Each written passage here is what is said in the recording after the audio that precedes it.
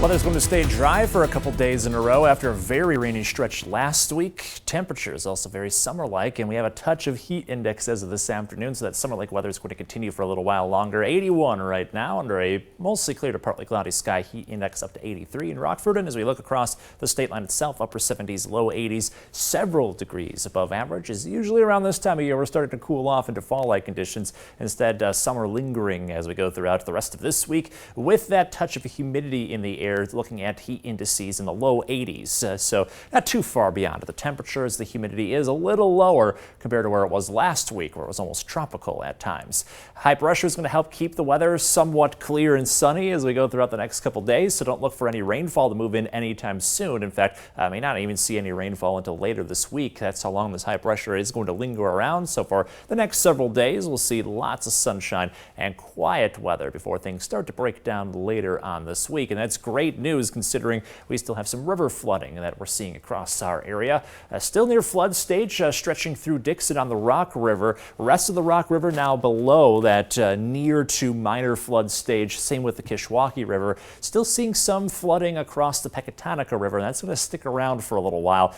We see the forecast near Sherland with minor flooding all throughout this week and possibly even into early next week. However, it has dropped down to minor flooding levels, and the Pecatonica River near Freeport will be minor flooding throughout the rest of this week. Once we get to the weekend, however, we should start to see that river stage down below the minor flood stage. So it'll be close, but not expecting minor flooding until we get to about Saturday morning. And then the Rock River near Oregon and Dixon near flood stage through tomorrow. Then all stretches of the Rock River should be back down to more typical levels as the weather continues to stay dry. And it's all thanks to a very rainy 2-week stretch. First half of September, over 7 inches of rainfall. That is nearly 2 inches more than we received all throughout August. And August was a somewhat rainy month, getting us back on track, so to speak, from the very dry summer. September 2019, already the 13th wettest September on record, and we still have half the month to go, so may climb into the top 10 or so when it comes to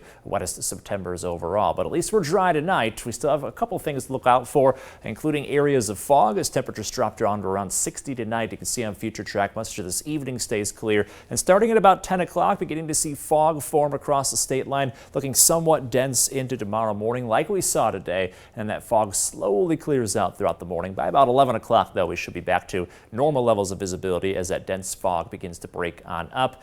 By tomorrow afternoon, like today, lots of sunshine, temperatures back in the low 80s, and we're going to stay there for a little while. This is nearly 7 to 8 degrees above average. So through this week, summer weather staying strong. Late this week, though, we do have a couple chances for rain. Thursday, Friday, slight chances for now. Best chances look to arrive this weekend as cooler weather tries to push on in. We could be back down into the low 70s by early next week. James and Kristen. Alex, thanks. A last second